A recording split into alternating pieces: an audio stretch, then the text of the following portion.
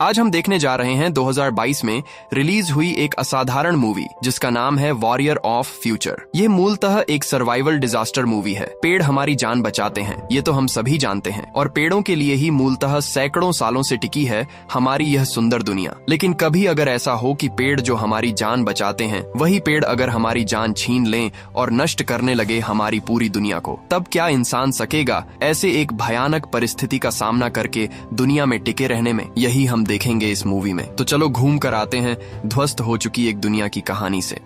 तो कहानी शुरू होती है भविष्य पृथ्वी पर। समय था 2050 साल, जब पृथ्वी बहुत अधिक आधुनिक हो गई थी। इस समय पृथ्वी इतनी अधिक मात्रा में आधुनिक थी कि पृथ्वी की सब कुछ थी एडवांस और टेक्नोलॉजी निर्भर। लेकिन इस अति आधुनिकता से मानव पृथ्वी के लिए भयानक खतरा पैदा करती है। असल में इस समय पृथ्वी पर बहुत अत्याधुनिक रोबोट थे, इसलिए पृथ्वी की लगभग सभी जगहों पर रोबोटों को इस्तेमाल किया जाता था। यहाँ तक कि सैनिकों की टीम में रोबोटों को नौकरी भी दी जाती थी। लेकिन ऐसी स्थिति जब सालों साल चलती रहती है, तब एक पर्याय में इंसानों के साथ रोबोटों की ही बहुत बड़ी बड़ी लड़ाइयां शुरू होती हैं। और इस तरह एक के बाद एक विशाल विशाल लड़ाइयों के परिणाम स्वरूप पूरी पृथ्वी की सब कुछ मानो बदल जाता है। इससे पृथ्वी के बहुत सारे शहर नष्ट हो जाते हैं। पृथ्वी की पेड़ पौधे, मौसम, जलवायु, सब कुछ का व्यापक मात्रा में नुकसान होता है। इसलिए एक पर्याय में वैज्ञानिकों ने इंसानों को बचाने के लिए पृथ्वी के ऊरी हिस्से में एक तरह की दीवार बनाई जिसका नाम था स्काईनेट। स्काईनेट भी बहुत अत्याधुनिक प्रौद्योगिकी की एक दीवार थी जो कि किसी भी प्रदूषित हवा को एकदम शुद्ध कर सकती है। असल में लड़ाई के परिणाम स्वरूप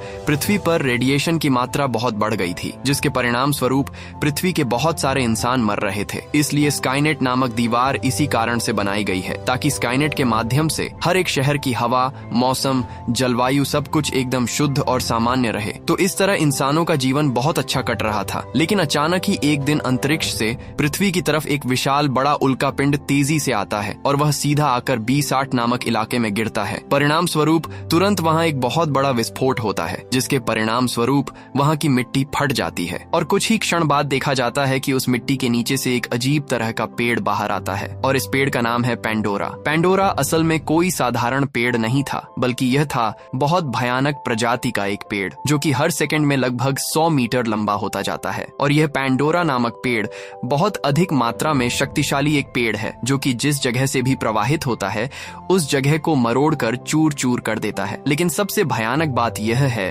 कि यह पेड़ असल में तभी बहुत अधिक मात्रा में विकसित होने लगता है जब इस पेड़ के ऊपर थोड़ी सी मात्रा पानी गिरती है। यानी पानी के संपर्क में आने पर पेड़ को नियंत्रित करना संभव नहीं है। लेकिन मौजूदा दुनिया के लिए पेड़ की बहुत बड़ी उपयोगिता भी है। वह यह है कि अगर किसी तरह पेड़ के विकास को रोक दिया जाए और इस पेड़ को शहर के चारों ओर सामान्य पेड़ की तरह ही रखा जाए, तो यह पेड़ स्वचालित रूप से सारी शुद्ध हवा को शुद्ध करेगा और यह इंसानों का बहुत फायदा भी करेगा। और कुछ बड़े बड़े अधिकारी यहाँ सारी स्थितियों के बारे में बात कर रहे हैं। जहां हम कर्नल टैम नामक एक महिला अधिकारी को देखते हैं। वहां काम कर रहे सभी सैनिकों को बता रही थी कि फिलहाल दुनिया की मौसम की स्थिति बिल्कुल भी अच्छी नहीं है, क्योंकि आने वाले एक हफ्ते में लगभग 2 बार शहर में भयानक तूफान आने वाले हैं और इन दोनों तूफानों में पानी की मात्रा बहुत ज्यादा रहेगी। इसलिए पेंडोरा पेड़ में अगर इतनी मात्रा में पानी गिरने लगे तो किसी भी तरह इस पेड़ को नियंत्रित नहीं किया जा सकेगा। हालांकि पेड़ पहले से ही शहर के विभिन्न इलाकों में हमला कर चुका है, इसलिए अगर किसी तरह पेड़ तूफान के संपर्क में आ गया तो शायद उनका पूरा शहर नष्ट हो जाएगा। इस कारण से अब पूरी दुनिया और मानव जाति को बचाने के लिए उन्हें कोई न कोई उपाय करना होगा। तो इस बार अधिकारी टैम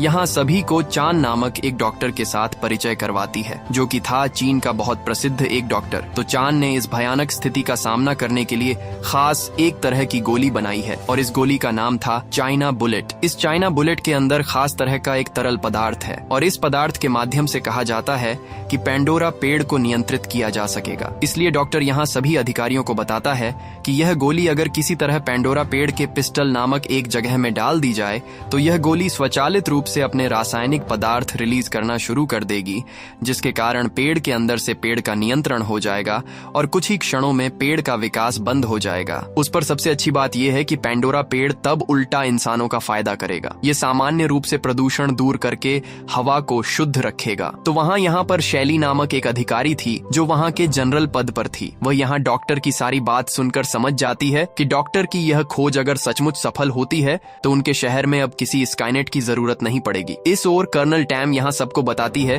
कि इस काम को करने के लिए उन्हें खास तरह के एक रोबोट की जरूरत है, जिस रोबोट के जरिए वे पेंडोरा पेड़ के पिस्टल में गोली को पहुंचा सकेंगे, क्योंकि किसी आम सैनिक के लिए यह काम करना मुमकिन नहीं है। असल में पेंडोरा पेड़ का पिस्टल एरिया है उसके दिमाग के पास, इसलिए अगर कोई इंसान पिस्टल में गोली को सेट करने जाएगा तो पेड़ शायद उसे मरोड़ कर चूर चूर कर देगा। क्योंकि एस्टेरॉयड के क्रैश होने की वजह से पेंडोरा पेड़ भयानक दानव की तरह हो गया है और पिस्टल एरिया के अलावा गोली और किसी जगह काम नहीं करेगी। इसलिए अगर उनकी यह रोबोट की योजना फेल हो जाती है तो उन्हें तुरंत प्लान बी शुरू करना होगा, और यह योजना वे शुरू करेंगे आर्का नामक एक स्पेसक्राफ्ट के जरिए, जहां वे एक विशाल बड़ा मिसाइल उस स्पेसक्राफ्ट के जरिए पेंडोरा पेड़ पर गिराएंगे। लेकिन यह प्लान बी सबके लिए बहुत खतरनाक था, क्योंकि जब वह मिसाइल पेंडोरा पेड़ पर गिराई जाएगी तो कम से कम शहर के लगभग 1 लाख लोग मर जाएंगे। हालांकि अधिकारी टैम की यह सारी योजना सुनने के बाद चांग नामक एक अधिकारी कहता है कि हमें प्लान बनाना होगा इंसानों को बचाने के लिए, इतने सारे लोगों को मारने के लिए नहीं। लेकिन टैम तब उससे कहती है कि हमारे हाथ में इन 2 योजनाओं के अलावा और कोई योजना नहीं है। बहुत रिसर्च के बाद यह योजना दोनों बनाई गई है, इसीलिए प्रार्थना करो कि प्लान ए काम कर जाए, वरना प्लान बी सफल करने में बहुत सारे लोगों की जान चली जाएगी। तो चांग था उनका कमांडर, इसलिए कमांडर चांग तब टैम को टेलर नामक एक व्यक्ति के पास ले जाता है, और टेलर था एक एयरफोर्स टीम का लीडर। उनके जरिए असल में पेंडोरा पेड़ के मिशन को अंजाम दिया जाएगा। इसलिए टैम और चांग यहाँ उन्हें इस मिशन के बारे में बताते हैं कि आखिर कैसे वे मिशन का काम शुरू कर सकते हैं। टैम यहाँ उन सभी को बताती है कि पहले उन्हें कुछ शक्तिशाली हेलीकॉप्टरों में चढ़कर पेंडोरा पेड़ के बिल्कुल पास चले जाना होगा, और उनके हेलीकॉप्टर में पहले से ही एक तरह की गैस दी जाएगी। इसीलिए वहां पहुंचते ही उस गैस को पेंडोरा पेड़ पर रिलीज कर देना होगा, और उस गैस के संपर्क में आने पर पेड़ बिल्कुल कमजोर हो जाएगा। इसके बाद उन्हें इस मौके का फायदा उठाना होगा। इसी समय में रोबोट के जरिए उस गोली को पेंडोरा पेड़ के पिस्टल में भेजना होगा, और यह कर पाने में अगर वे कामयाब हो गए तो उनका यह मिशन सफल हो जाएगा। लेकिन यह सारी योजना की बात सुनकर टेलर बहुत ज्यादा गुस्सा हो जाता है। वह अधिकारी टैम से कहता है कि क्या आपने इस योजना के बारे में एक बार सोचा है? अगर हमारे सैनिक इस मिशन को पूरा करने जाएंगे तो उनकी जिंदगी को कितना बड़ा खतरा है, वे वहां से जिंदा वापस नहीं आ सकते। लेकिन टैम यहाँ उसे चुप रहने के लिए कहती है। वह कहती है कि उनके हाथ में और कोई विकल्प नहीं है, और इस योजना में अगर वे सफल नहीं होते हैं तो अगली योजना में लगभग 1 लाख लोगों की जान जाएगी। क्या टेलर यही चाहता है? अगर वह यह नहीं चाहता तो चुपचाप उसे बस अपना कर्तव्य निभाते जाना चाहिए। अगर भाग्य अच्छा रहा तो सैनिकों का भी कुछ नहीं बिगड़ेगा। ये सारी बातें सुनकर टेलर वहां कुछ नहीं कह पाता है। इसके बाद पूरी एयरफोर्स टीम तेजी से अपने मिशन पर निकल पड़ती है, और इस मिशन में उनकी अगुवाई करेगा उनका लीडर टेलर। हालांकि यह मिशन शुरू करने से पहले टेलर हेलीकॉप्टर में रखी एक लॉकेट को छूकर देख रहा था, क्योंकि यह लॉकेट था उसकी इकलौती बेटी का, जो कि कुछ साल पहले मर गई थी। लेकिन टेलर अब भी अपनी बेटी को पहले की तरह ही प्यार करता है, इसलिए हर समय वह अपनी बेटी की इस लॉकेट को अपने पास ही रखता है। अब हम B60 एरिया के एक सुरक्षित जगह देखते हैं, जहां अब तक पेंडोरा पेड़ का हमला नहीं हुआ है। तो यहाँ हम एक अजीब दिखने वाले व्यक्ति को देखते हैं, जिसका नाम था स्कैंग। स्कैंग कभी एक एयरफोर्स सैनिक था। तो स्कैंग यहाँ जब ऊपर की ओर देखता है तो वह आकाश में कई सारे हेलीकॉप्टर देखता है, जिनके बारे में उसे काफी अच्छी जानकारी है। वह देखता है कि यहाँ कई सारे स्काईफिश और एक बहुत बड़ा आर्का स्पेसक्राफ्ट है, जो मूलतः किसी बहुत बड़े मिशन के लिए इस्तेमाल किए जाते हैं। इसीलिए स्कैंग सोच रहा था कि सैनिक असल में किस मिशन पर जा रहे हैं। दूसरी ओर स्काईफिश में हम लिंकन और कॉनर नामक 2 दोस्तों को देखते हैं, जो कि कई सालों से एक साथ काम कर रहे हैं। इस ओर कमांड सेंटर में लूसी नाम की एक लड़की बैठी थी। लूसी असल में कॉनर की गर्लफ्रेंड थी, और वह यहाँ उन्हें लोकेशन के बारे में इंस्ट्रक्शन दे रही थी। दूसरी ओर टेलर जब अपनी पूरी टीम के साथ पेंडोरा के इलाके में दाखिल होता है तो वे एक चीज देखकर काफी डर जाते हैं, क्योंकि वे देखते हैं कि वहाँ हल्की हल्की बारिश हो रही है, और बारिश की गति एक बार बढ़ जाने पर उनकी हालत बिल्कुल खराब हो जाएगी। इसलिए वे किसी भी तरह समय बर्बाद न करते हुए अपने तरीके से हेलीकॉप्टर लेकर पेंडोरा पेड़ के चारों ओर फैल जाते हैं। इस ओर पेंडोरा अपने अंदर बारिश के पानी को सोखते हुए धीरे धीरे काफी बड़ा आकार ले रहा था। अब हेलीकॉप्टर पेंडोरा के पास पहुंच गए तो कमांडर चांग तब उन्हें मिशन शुरू करने का आदेश देता है। इसलिए सैनिक तब पेंडोरा पर एक एक करके 6 बम फेंकते हैं, जिनके अंदर एक ऐसी गैस थी जिसके जरिए पेंडोरा को काफी हद तक कमजोर कर देना संभव था। था। हालांकि जब ये बम पेंडोरा के शरीर के अंदर घुस रहे थे तभी पेंडोरा काफी ज्यादा आक्रामक हो उठा। इसलिए कमांड सेंटर से लूसी सैनिकों को कहती है कि वे सब पेंडोरा के हमले से सावधान रहें, क्योंकि कभी भी यह उन पर उल्टा हमला कर सकता है। इसलिए हर एक सैनिक अपने स्काईफिश को काफी सावधानी से चला रहा था। लेकिन कुछ ही देर बाद देखा जाता है कि एक स्काईफिश को चोट लगने से उसमें आग लग जाती है। नतीजतन तुरंत स्काईफिश क्रैश हो जाती है। अब सिर्फ इस मिशन में 2 स्काईफिश बची थीं, इसलिए उनके लिए मिशन और भी ज्यादा मुश्किल हो गया। हालांकि फिर भी सैनिक हिम्मत के साथ पेंडोरा से लड़ रहे थे। लेकिन जब एक और स्काईफिश पेंडोरा के सामने पहुंचती है, ठीक तभी पेंडोरा उस स्काईफिश के हर सैनिक को मार देता है और उनकी स्काईफिश को भी बिल्कुल तबाह कर देता है। इसलिए अब सिर्फ एक ही स्काईफिश बची है और टेलर यहाँ समझ जाता है कि हालात उनके हाथ से निकल चुके हैं। वे इस तरह किसी भी तरह पेंडोरा को काबू नहीं कर पाएंगे। इसलिए वह तुरंत कमांड सेंटर को खबर देता है और बताता है कि उनके 2 स्काईफिश कैसे तबाह हो गए और इस भयानक मिशन में सैनिक भी मारे गए। हालांकि टेलर जब ये सारी परिस्थितियां बता रहा था, ठीक तभी पेंडोरा उस पर भी हमला कर देता है। यहाँ तक कि उसके स्काईफिश के फ्यूल टैंक को भी तोड़ देता है, जिसके नतीजतन स्काईफिश का सारा तेल बहने लगता है और टेलर अपने स्काईफिश का नियंत्रण खो देता है। इस ओर टेलर के साथी पेंडोरा पर गोली चलाकर उसे काबू करने की कोशिश कर रहे थे, लेकिन तभी उनका स्काईफिश नीचे गिरकर क्रैश होने ही वाला था। हालांकि बिल्कुल आखिरी पल में आकर टेलर अपनी हिम्मत का परिचय देता है। वह किसी तरह स्काईफिश को पेंडोरा के पिस्टल की ओर मोड़ देता है। इसके बाद काफी देर तक खोजबीन के बाद टेलर किसी तरह पेंडोरा का वह जगह ढूंढ लेता है जहां चाइना बुलेट फेंकनी है। लेकिन दूसरी ओर रिसर्च लैब में डॉक्टर चांद देखता है कि पेंडोरा जमीन के ऊपर आ चुका है, लेकिन उसका पिस्टल एरिया अभी भी जमीन के नीचे की ओर है। इसलिए वहां चाइना बुलेट भेजना काफी मुश्किल काम है। हालांकि यहाँ अधिकारी टैम सारी परिस्थिति पर नजर रखते हुए रोबोटिक यूनिट को आगे बढ़ने का आदेश देती है और टेलर और उसके सैनिकों को पीछे रहने को कहती है और लगातार अपना मिशन पूरा करने को कहती है। इसलिए टेलर के साथ जो आर्का स्पेसशिप थी, वहां से सबसे पहले वे 2 रोबोटिक यूनिट नीचे गिराते हैं, जो कि एक तरह के रोबोटिक सैनिक थे। दूसरी ओर हम जनरल सैनली को देखते हैं। सैनली असल में कंट्रोल रूम से इस पूरे मिशन पर नजर रख रहा था, लेकिन अचानक ही देखा जाता है कि वह यहाँ आर्का स्पेसशिप का सिस्टम हैक कर लेता है और वह जानबूझकर आर्का स्पेसशिप का नियंत्रण खराब कर देता है और स्पेसशिप को अलग अलग जगहों से टकराते हुए उसमें आग लगाकर उसे क्रैश करा देता है। स्पेसशिप सीधा जाकर एक इमारत के ऊपर गिरती है और टूटकर चूर चूर हो जाती है। नतीजतन आर्का स्पेसशिप में जितने भी सैनिक थे वे सब यहाँ मारे जाते हैं। हालांकि कोई भी किसी तरह अंदाजा नहीं लगा पा रहा था कि अचानक स्पेसशिप में ऐसा हादसा कैसे हो गया। अब इस पेंडोरा पेड़ से निपटने के लिए वहाँ सिर्फ टेलर का स्काईफिश बचा था। हालांकि उनका मुख्य स्पेसशिप खराब हो जाने की वजह से टेलर का कमांड सेंटर से संपर्क टूट जाता है। फिर भी टेलर सीधा चला जाता है पेंडोरा के पिस्टल के पास, लेकिन पेंडोरा पेड़ ने पहले ही चूंकि उसके स्पेसशिप के फ्यूल टैंक को तोड़ दिया था,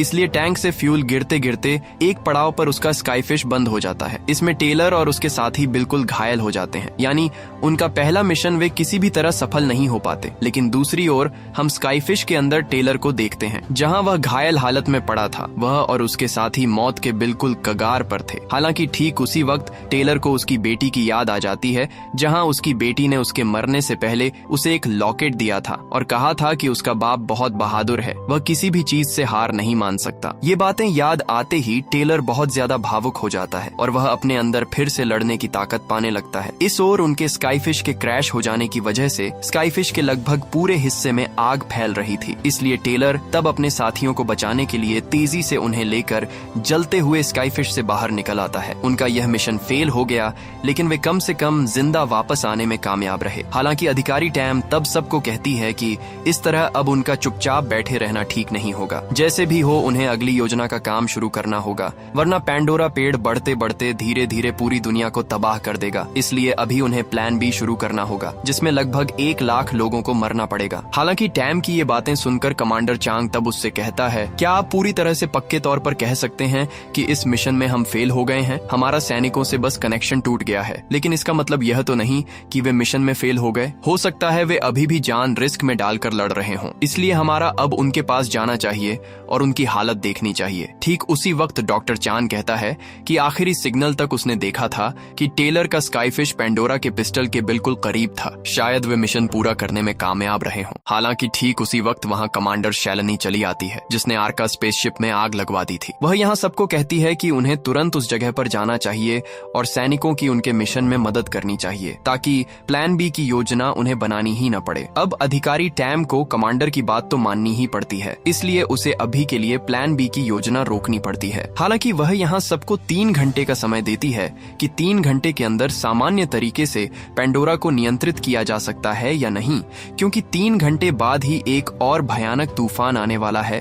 तब शायद हालात और भी ज्यादा खराब हो जाएंगे और प्लान बी भी शायद तब काम ना आए। दूसरी ओर टेलर और उसके साथी एक अस्पताल में जा पहुंचते हैं जो कि पूरी तरह से खाली था। असल में लिंकन काफी ज्यादा बीमार हो जाने की वजह से वे यहाँ आए हैं, क्योंकि इस अस्पताल में वे शायद इलाज के लिए कुछ पा सकते हैं। तो टेलर जब आसपास इलाज के लिए सामान ढूंढ रहा था, ठीक तभी वे वहाँ एक अजीब सी आवाज सुनते हैं और ये आवाज शायद पेंडोरा पेड़ की आवाज हो सकती है। लेकिन फिर भी वे डरे नहीं, लिंकन को उठाकर ले जाते हैं। उसे किसी तरह यहाँ लिटा देने के बाद टेलर चला जाता है उसके लिए दवाई ढूंढने, और कॉनर अपने हाथ से दबाकर लिंकन के शरीर से खून बहना बंद करने की कोशिश कर रहा था। दूसरी ओर कमांडर चांग तब मदद पाने के लिए अपनी आर्मी टैंक लेकर सीधा चला जाता है B60 इलाके में, जहाँ स्कैंग नामक वह सैनिक था। कमांडर तब सीधा चला आता है स्कैंग के पास और वह स्कैंग को बताता है कि दुनिया को बचाने के लिए उनकी रेस्क्यू टीम एक बहुत बड़े मिशन पर गई है। अब इस मिशन में सफल होने के लिए उन्हें उसकी मदद की जरूरत है, क्योंकि स्कैंग असल में एक बहुत अच्छा सैनिक था। उसकी अलग अलग चीजों में काफी महारत थी, यहाँ तक कि वह कमांडर का काफी अच्छा दोस्त भी था। इसलिए कमांडर का यहाँ उसे कई बार निवेदन करने पर वह भी तब मिशन में जुड़ने के लिए राजी हो जाता है। सेनापति चांग तब उसे वह हथियार देता है जो सैनिक रहते समय स्कैंग इस्तेमाल करता था। इसके बाद कमांडर चांग तब उसे लेकर सीधा चला जाता है टेलर को ढूंढने, क्योंकि अब तक उन्हें टेलर की कोई खबर नहीं मिली थी। दूसरी ओर हम टेलर को देखते हैं जो कि किसी तरह उस अस्पताल के फार्मेसी सेक्टर को ढूंढ निकालता है और वह वहाँ काफी खोजबीन के बाद एक इंजेक्शन पाता है जो लिंकन के काम आ सकता है। तभी ठीक उसी समय उसे अपने पीछे एक आवाज सुनाई देती है। इसलिए जब टेलर चीज की जांच करने जाता है तो वह देखता है कि यह एक छोटी सी गुड़िया है जिसमें संगीत बज रहा है। गुड़िया देखकर टेलर बहुत भावुक हो जाता है, क्योंकि उसे उसकी मृत बेटी की याद आ जाती है। दरअसल उसने अपनी बेटी को एक बार ऐसी ही एक गुड़िया उपहार में दी थी और गुड़िया पाकर उसकी बेटी इतनी खुश हुई थी कि याद करके टेलर का मन टूट कर बिखर जाता है। दरअसल जब पृथ्वी की पूरी हवा प्रदूषित हो गई थी तब टेलर की बेटी जैसी कई बच्चियां बीमार हो गई थीं। यहाँ तक कि उस समय एक प्रकार की महामारी फैल गई थी और इसी महामारी में टेलर की बेटी की मौत हो गई। मुख्य रूप से इसलिए टेलर जी जान लगाकर कोशिश कर रहा है कि किसी भी तरह से पृथ्वी के लोगों को बचाया जा सके, क्योंकि वह नहीं चाहता कि कोई और व्यक्ति उसकी तरह अपने प्रियजनों को खो दे। दूसरी तरफ जब कॉर्नर लिंकन के साथ था तब उनके बेडरूम के आसपास अजीब आवाजें हो रही थीं। कॉर्नर समझ गया कि यह पेंडोरा के पेड़ की आवाज है, इसलिए वह अपनी बंदूक लेकर आवाज का पीछा करता है। लेकिन कुछ ही क्षणों में देखा जाता है कि लिंकन को बिस्तर से पेंडोरा का पेड़ उठाकर ले जा रहा है। दूसरी तरफ टेलर कमांडर चांग से संपर्क कर पाता है और जब वे मिशन के बारे में बात कर रहे थे तभी अचानक टेलर पर एक अजीब क्रिएचर हमला कर देता है। टेलर पहले बहुत डर जाता है, लेकिन तुरंत ही वह अपनी बंदूक से क्रिएचर पर हमला करता है और कुछ ही पल में क्रिएचर को मार देता है। दूसरी तरफ कॉर्नर लिंकन को पागलों की तरह खोज रहा था, क्योंकि उसे लग रहा था कि लिंकन आसपास है। इसलिए जब कॉर्नर आवाज सुनकर एक कमरे के सामने जाता है तो वह देखता है कि वह अजीब क्रिएचर लिंकन को खा रहा है। अर्थात लिंकन वास्तव में पेंडोरा नहीं है, बल्कि यह अजीब क्रिएचर ही उसे पकड़ कर ले गया है। कॉर्नर समझ जाता है कि यह वास्तव में पेंडोरा पेड़ का एक प्रकार का कीड़ा है। यह देखकर कॉर्नर बहुत डर जाता है और अपने जीवन को बचाने के लिए वहाँ से भाग जाता है। इसी बीच टेलर पर क्रिएचर के हमले की वजह से चांग के साथ उसका संपर्क फिर से टूट गया। इसीलिए चांग तुरंत कमांड सेंटर से संपर्क करता है और वह कमांड सेंटर को बताता है कि टेलर और उसका साथी अभी भी जीवित हैं, ताकि कमांड सेंटर जल्दी से जल्दी मदद भेजे। और वह अब अपने एक साथी को लेकर टेलर के पास जा रहा है। इतना कहकर वह कमांड सेंटर से संपर्क काट देता है। चांग अपने साथी स्कांग को आर्मी टैंक चलाने की जिम्मेदारी देता है और लड़ाई के लिए वह तेजी से आर्मर सूट पहन लेता है।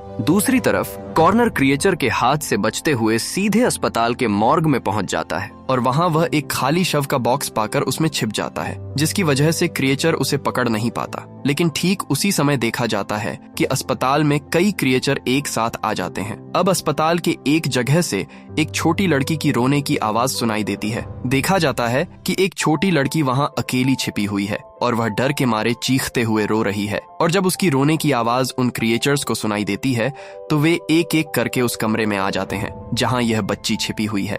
लड़की इससे डरकर और भी जोर जोर से चीखने लगी। इसके बाद जब वे जीव उस बच्ची पर हमला करने ही वाले थे, ठीक उसी वक्त उसकी चीख की आवाज सुनकर वहां टेलर आ पहुंचता है और टेलर यहां अपनी बंदूक से उन जीवों को गोली मारकर मार डालता है और लड़की को वह किसी तरह बचा लेता है। इसके बाद टेलर उस लड़की को लेकर वहां से भाग निकलता है, लेकिन तभी एक और जीव आकर उन पर हमला करने ही वाला होता है, लेकिन ठीक उसी वक्त वहाँ कमांडर चांग आ पहुँचता है और वह किसी तरह उस जीव को मारने में सफल होता है। इसके बाद चांग काफी खोजबीन करके किसी तरह उस मुर्दा घर के कमरे में पहुंचता है और वह लाश के एक बक्से के अंदर जब कॉनर को देखता है तो वह उसे वहां से बाहर निकालकर काफी मारता है और वह उसे काफी डांटता है क्योंकि उसने उसके साथ लिंकन को अकेले छोड़ दिया था, जिसके कारण लिंकन मर गया है। कॉनर तब रोते रोते उससे माफी मांगता है और उसे बताता है कि वह काफी डर गया था। दूसरी ओर टेलर जब उनके आर्मी टैंक पर पहुंचता है तो उसकी मुलाकात सैनिक स्कैंग से होती है। आज लगभग कई सालों बाद उसकी स्कैंग से मुलाकात हुई है। हालांकि एक समय वे काफी दिनों तक एक दूसरे से बात नहीं करते थे, क्योंकि जब स्कैंग उनकी टीम में काम करता था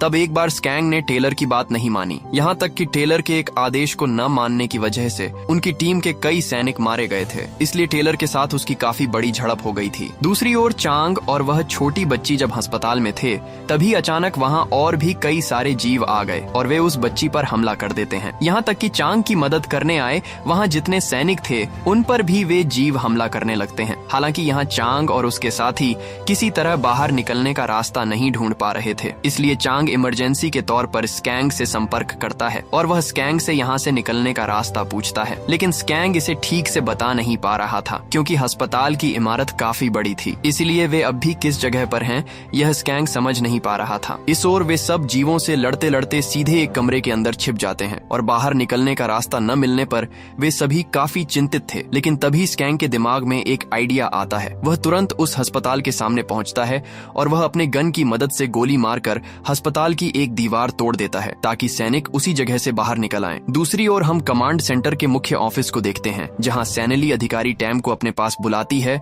और वह टैम से कहती है कि जितनी जल्दी हो सके प्लान बी शुरू कर देना चाहिए, वरना उन सभी को मरना पड़ेगा। अधिकारी टैम यहाँ उसकी बात से सहमत होने ही वाली होती है, लेकिन ठीक तभी मॉनिटर पर एक सिग्नल आता है जहाँ सैनिक कॉनर उन्हें बताता है कि वह और पूरी टीम एक बार फिर मिशन के लिए तैयार है और वह अब पैंडोरा के पिस्टल के काफी करीब पहुंच गया है। उम्मीद की जा सकती है कि वे इस बार सफल होंगे, लेकिन यह बात जानकर सैनली को अच्छा नहीं लग रहा था। शायद वह मन ही मन कुछ और चाह रही थी। तो अधिकारी टैम यहाँ उससे कहती है कि उन्हें अभी से हार नहीं मान लेनी चाहिए, क्योंकि उनका चाइना बुलेट मिशन अब भी बाकी है। हो सकता है वे प्लान ए के इस मिशन में ही सफल हो जाएं, इसलिए उन्हें प्लान बी पर जाने की जरूरत ही न पड़े। यह उनके लिए काफी अच्छी खबर है, इसलिए वे सभी अभी भी टीम पर भरोसा रख सकते हैं। दूसरी ओर हम लूसी को देखते हैं। टेलर का स्काईफिश क्रैश होने के बाद अब तक उसे कॉनर की कोई खबर नहीं मिली थी, इसीलिए वह काफी चिंतित थी। लेकिन ठीक तभी कॉनर उससे संपर्क करता है और वह उसे बताता है कि चिंता की कोई बात नहीं है, वह अभी भी सुरक्षित है। ये सुनकर लूसी काफी भावुक हो जाती है, क्योंकि वह कॉनर को बहुत प्यार करती है। इसीलिए वह यहाँ कॉनर से कहती है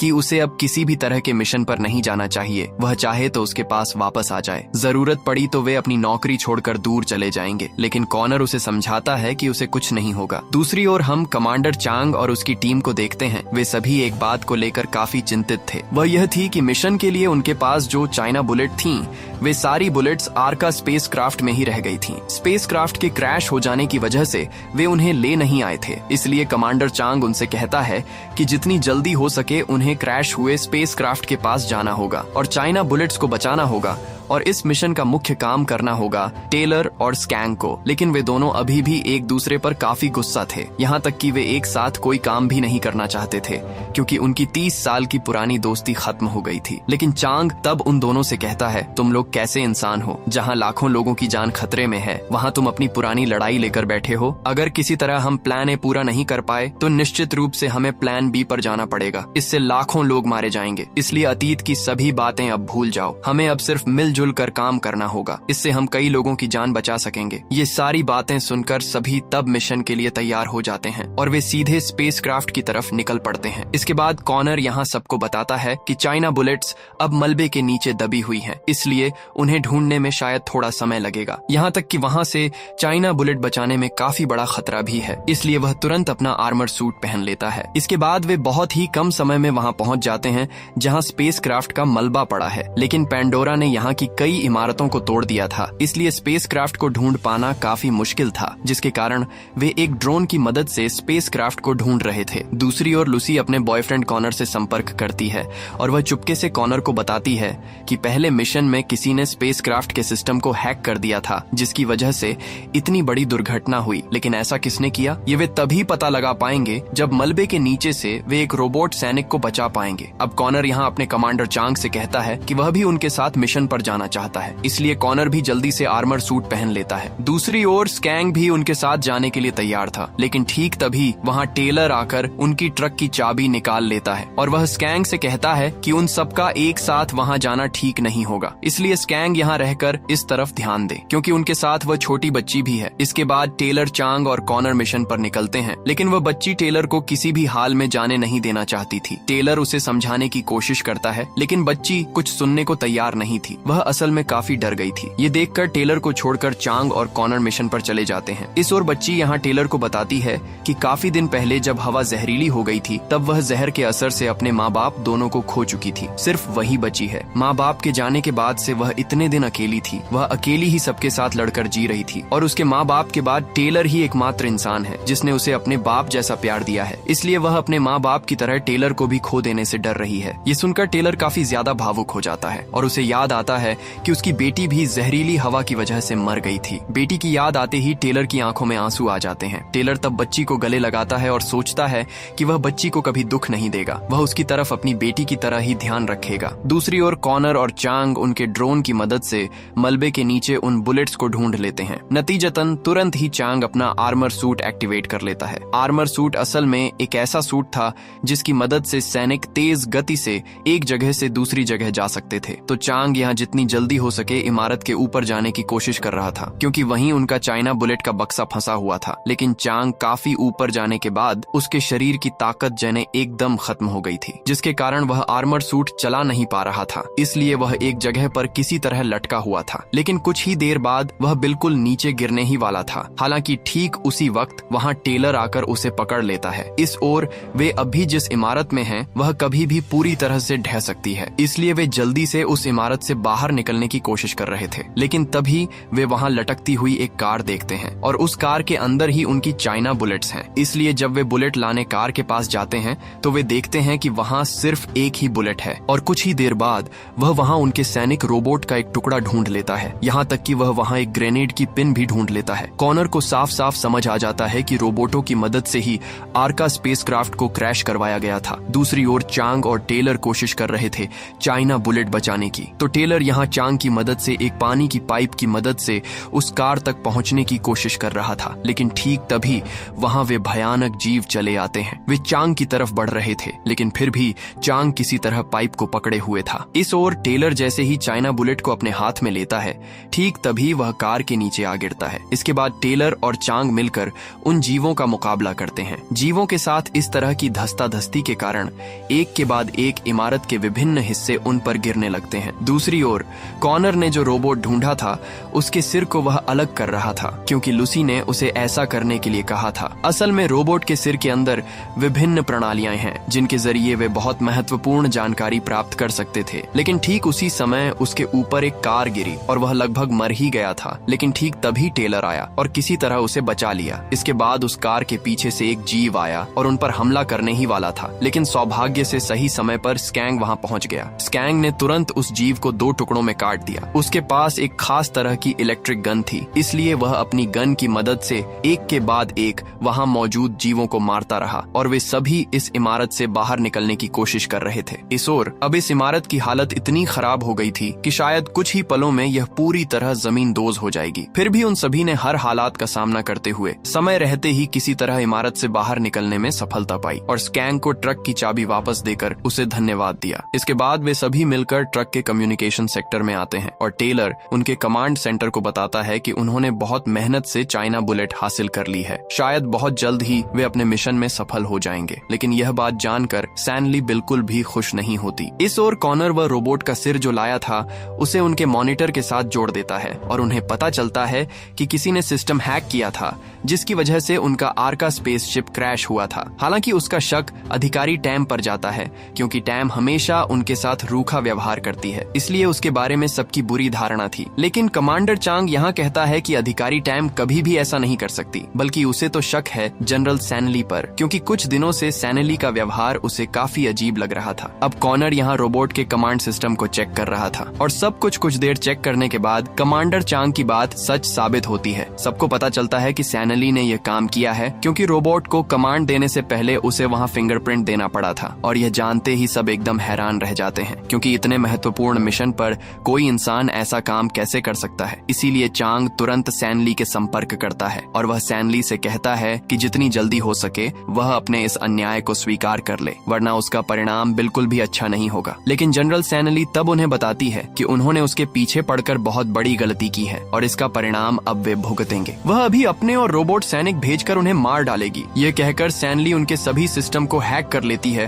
और कमांड सेंटर के साथ उनका सारा संपर्क तोड़ देती है। इस ओर पता चलता है कि दूसरा तूफान आने में अब सिर्फ 30 मिनट का समय बचा है। हालांकि इस बार अगर किसी भी तरह तूफान आ गया तो हालात बिल्कुल उनके नियंत्रण से बाहर हो जाएंगे। इसलिए चांग अपनी पूरी टीम को लेकर एक बार फिर पैंडोरा पेड़ की ओर रवाना होता है, जिससे कि वे पैंडोरा पेड़ के अंदर चाइना बुलेट फिट कर सकें। लेकिन कुछ दूरी तक जाने के बाद ही देखा जाता है कि सैनली ने अपना विशाल रोबोट उन्हें मारने के लिए भेज दिया है। इसलिए रोबोट यहाँ उन पर हमला करने की कोशिश कर रहा था। हालांकि तुरंत ही पूरी टीम रोबोट से लड़ने के लिए तैयार हो जाती है। टेलर और चांग यहाँ रोबोट की ओर लगातार बम फेंक रहे थे और स्कैंग विभिन्न हथियारों से रोबोट पर हमला कर रहा था। लेकिन पल भर में वहाँ और रोबोट आ जाते हैं। इसके तुरंत बाद तीनों रोबोट उनकी ट्रक के ऊपर चढ़ जाते हैं। हालांकि स्कैंग चालाकी से ट्रक को जोर से ब्रेक मारता है, जिसके परिणाम स्वरूप एक रोबोट उछलकर जमीन पर गिर जाता है और इसी मौके का फायदा उठाकर स्कैंग तब रोबोट के ऊपर अपनी ट्रक चढ़ा देता है। दूसरी ओर टेलर उनके एक अत्याधुनिक हथियार के जरिए दूसरे एक रोबोट पर हमला करता है, यहाँ तक कि कुछ ही देर में उस रोबोट को निष्क्रिय कर देता है। इस ओर स्कैंग उनकी ट्रक के ऊपर मौजूद एक रोबोट से लड़ रहा था और ट्रक के अंदर मौजूद रोबोट से लड़ रहा था चांग। इस तरह वे सभी मिलकर हर एक रोबोट को काबू करने की कोशिश कर रहे थे। अब ट्रक चलते समय बाहर जो रोबोट था वह ट्रक के अंदर एक ग्रेनेड फेंकता है जो सीधा आकर उस छोटी लड़की के सामने गिरता है। हालांकि लड़की चालाकी से तुरंत ग्रेनेड को बाहर फेंक देती है। दूसरी ओर आर्मर सूट की वजह से टेलर काफी अच्छे से लड़ पा रहा था, लेकिन कुछ ही देर में उसके सूट की बैटरी खत्म हो जाएगी। हालांकि उससे पहले टेलर एक कुल्हाड़ी की मदद से वहां उस रोबोट को तोड़ फोड़ कर नष्ट कर देता है। इसके बाद उनकी पूरी टीम वहां से काफी दूर निकल गई थी, लेकिन तभी दूर से उन पर एक मिसाइल दागा जाता है और जब मिसाइल उनकी ओर आ रही थी तब स्कैंग चालाकी से उनकी ट्रक को मोड़ देता है। नतीजतन मिसाइल सीधा एक पुल पर जा गिरती है, जिससे वहां एक बड़ा विस्फोट होता है और पुल टूटकर टुकड़े टुकड़े हो जाता है। हालांकि पुल यहाँ टूटकर 2 हिस्सों में बंट गया, लेकिन विस्फोट के दबाव से उनकी ट्रक उड़कर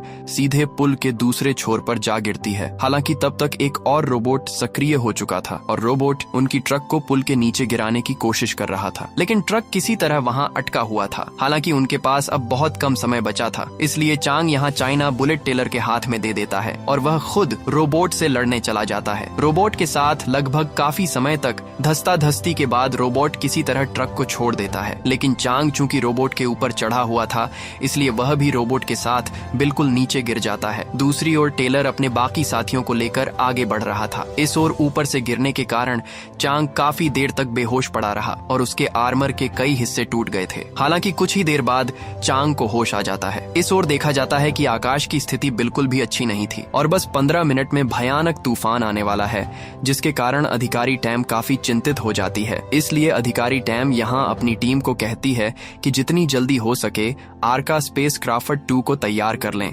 क्योंकि किसी भी वक्त उन्हें प्लान बी शुरू करना पड़ सकता है। दूसरी ओर लूसी जब कंट्रोल रूम में काम कर रही थी तब वह मॉनिटर पर एक सिग्नल देखती है। वह देखती है कि टेमोरा नामक एक रोबोट उनके सिग्नल को बाधित करने की कोशिश कर रहा है और मुख्यतः इसी कारण वे सैनिकों से संपर्क नहीं कर पा रहे हैं। इसलिए लूसी तुरंत यह खबर अधिकारी टैम को बताती है। दूसरी ओर टेलर और उसके साथी अपने गंतव्य स्थल पर पहुंचकर रुकते हैं, लेकिन तभी वहां टेमोरा नामक वह रोबोट आ पहुंचता है जो कि सबसे शक्तिशाली और ताकतवर रोबोट था। तो रोबोट यहाँ उन पर हमला करने के लिए आगे बढ़ रहा था, लेकिन उससे पहले टेलर यहाँ कॉनर के हाथ में चाइना बुलेट दे देता है। जिस जगह जमीन के नीचे पैंडोरा का पिस्टल है वहाँ कॉनर अपनी जिम्मेदारी पर चाइना बुलेट लगा दे। इसके बाद टेलर तैयार हो जाता है रोबोट से लड़ने के लिए, लेकिन तभी वह छोटी लड़की टेलर से लिपट जाती है और वह यहाँ जोर जोर से रोने लगती है। लेकिन टेलर तब बच्ची से वादा करता है कि वह जरूर उसके पास वापस आएगा, उसे कुछ नहीं होगा, लेकिन उसके वापस आने तक वह सावधान रहे। टेलर तब लड़की को एक कार के अंदर छिप कर रहने को कहता है। इसके बाद टेलर कॉनर को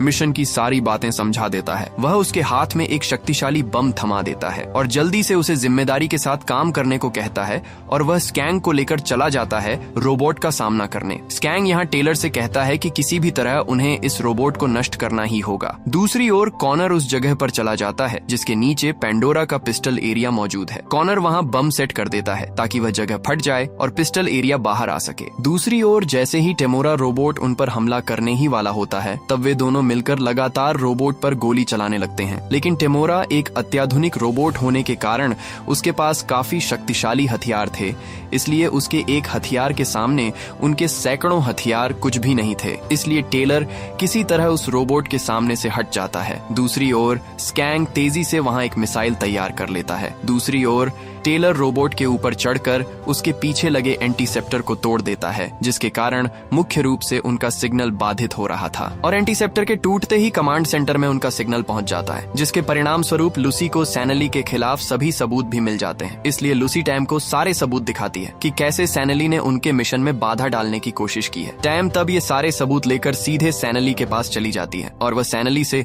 इन सारे मामलों में पूछती है कि उसने ऐसा क्यों किया, और वह सैनली से उसके रोबोटों को रोकने के लिए कहती है। लेकिन सैनली यहाँ उससे कहती है कि टैम उसे गलत समझ रही है, वे इन सारे मामलों में बाद में बात करेंगे, पहले उन्हें अपना मिशन पूरा करना होगा।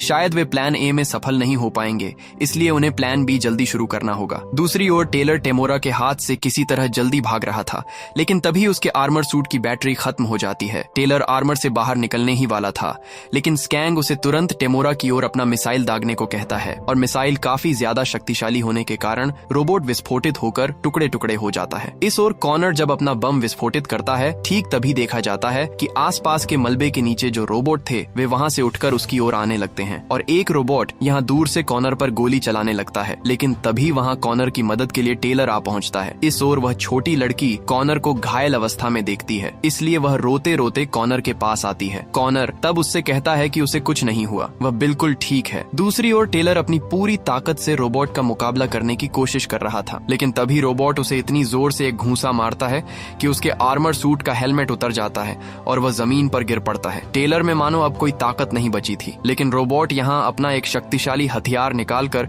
उस छोटी लड़की की ओर शूट करने ही वाला था, जो देखकर टेलर को अपनी बेटी की बात फिर से याद आ जाती है। इसलिए वह तुरंत फिर से उठ खड़ा होता है और वह अपनी पूरी ताकत से रोबोट को रोकता है। दूसरी ओर स्कैंग यहाँ एक और मिसाइल तैयार करके उस रोबोट को भी मिसाइल से टुकड़े टुकड़े कर देता है, लेकिन तब तक बारिश शुरू हो जाती है, जिसके कारण कुछ ही देर में पेंडोरा फिर से जाग उठता है और ये चारों ओर फिर से तबाही मचाना शुरू कर देता है। दूसरी ओर देखा जाता है कि कमांड सेंटर से आर्का स्पेसक्राफ्ट 2 को भेजा जाता है, जिसमें विशाल बड़े मिसाइल थे और वे यहाँ प्लान भी शुरू करने ही वाले थे। लेकिन तभी वहाँ घायल अवस्था में चांग आ पहुँचता है। चांग तब यहाँ अधिकारी टैम से कहता है कि उसकी हालत बिल्कुल भी ठीक नहीं है, वह वैसे भी शायद मरने वाला है, इसलिए प्लान भी रोक देना चाहिए। वह खुद अब पिस्टल के अंदर जाएगा, उसे अपनी जान का अब कोई डर नहीं है। अब चांग तब चाइना बुलेट लेकर पेंडोरा के पिस्टल के अंदर चला जाता है, लेकिन पेंडोरा के पिस्टल के अंदर भी अजीब तरह के जीव थे। दूसरी ओर शहर में इतना भयंकर तूफान शुरू हो चुका था, पेंडोरा तेजी से बढ़ने लगा और एक के बाद एक शहर को तबाह कर रहा था, जिसके कारण लोगों के बीच मानो आतंक फैल गया, जिसके कारण शहर के लोग काफी डर गए। वे जिस तरह से भाग सकते थे शहर छोड़कर भागने लगे। चांग यहाँ चाइना बुलेट को पिस्टल के अंदर सक्रिय कर देता है, जिसके परिणाम स्वरूप चाइना बुलेट के अंदर जो लिक्विड था वह पेंडोरा पेड़ पर फैल जाता है। इससे पेंडोरा के अंदर मौजूद सारे जीव मर जाते हैं और धीरे धीरे पेंडोरा की वृद्धि कम हो जाती है। पेंडोरा पेड़ बिल्कुल शांत हो जाता है और कुछ ही देर में